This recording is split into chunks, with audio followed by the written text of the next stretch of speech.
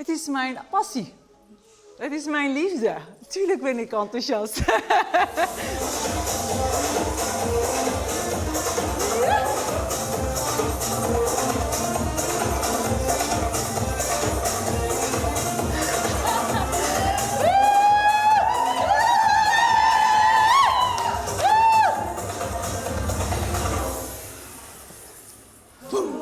Ik vind dans in het algemeen echt prachtig, geweldig, in welke vorm dan ook. Ik kan het ontzettend bewonderen. En ik heb ook verschillende dansstijlen geprobeerd en gedaan en doe het nog steeds. Ik geef ook verschillende dansstijlen.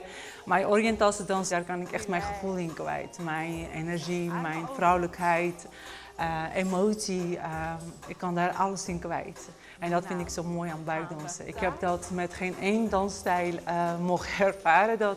Alleen bij buikdansen voel ik dat zo intens. Het voelt alsof ik echt thuis kom bij mijzelf. Up and down and up and down and circle round. Yes. Alright, let's go. Down, down, down, down, down, down, down. Down. Vanaf kleins af aan dans ik. Dans is altijd aanwezig geweest in mijn leven. Hoe ik daarbij ben gekomen om les te geven, was eigenlijk per toeval. Nou ja, niet per toeval, maar ik gaf een workshop. Er werd mij gevraagd om buikdansworkshop te geven. En ik heb dat een keertje gegeven en toen zeiden de vrouwen van, kunnen we dat niet nog een keertje doen en nog een keertje? Dan kunnen we dat niet wekelijks doen. En zodoende is het begonnen. Super! En weer terug.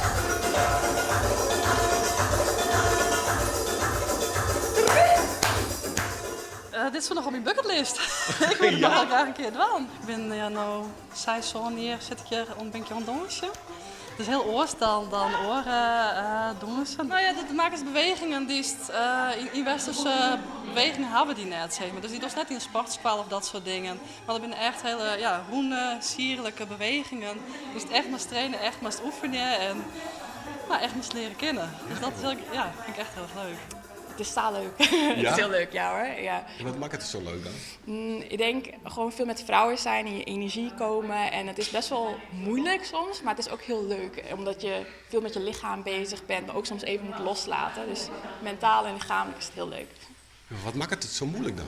Ja, je moet heel veel controle houden. En soms is loslaten een van de moeilijkste dingen juist. Dus dat maakt het wel wat moeilijker, dat je gewoon in je energie moet komen eigenlijk. Ik heb gewoon van jongs af aan altijd gedanst. En buikdansen was ook een beetje een kinderdroom van mij. Ik had het wel op televisie gezien, maar nooit in het echt. En zo'n 5 jaar geleden of zo zag ik in een voorstelling Oriëntaalse dans. En ik had zoiets van, oké, ik moet nu gaan zoeken. Is dit in Friesland? Waar kan ik dat doen? En zo kwam ik bij een oom. Bij Oriëntaalse dans, dat is gewoon echt het stukje vrouwelijkheid. Mannen doen daar ook buikdansen, zeker. Het is niet alleen voor vrouwen, zeker niet. Nee. Dus de cameraman zou ook wel even mee kunnen doen? Zeker. Het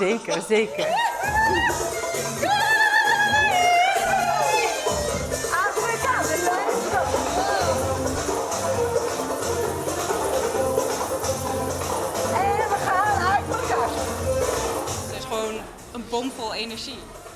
De eerste les die ik van haar had ik echt zoiets van wow. Deze vrouw, wow. Maar ze is zo lief en je voelt je gewoon zo snel op je gemak bij haar. En het is best spannend en best kwetsbaar om zo te dansen en zo. En bij haar voel je je gewoon helemaal veilig en heb je zoiets van yes, ik ga helemaal los.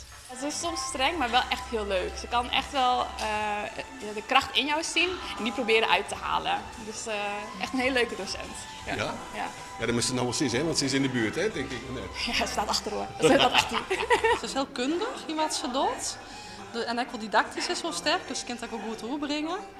Ja, en als meisje is ze gewoon heel warm en heel belutsen.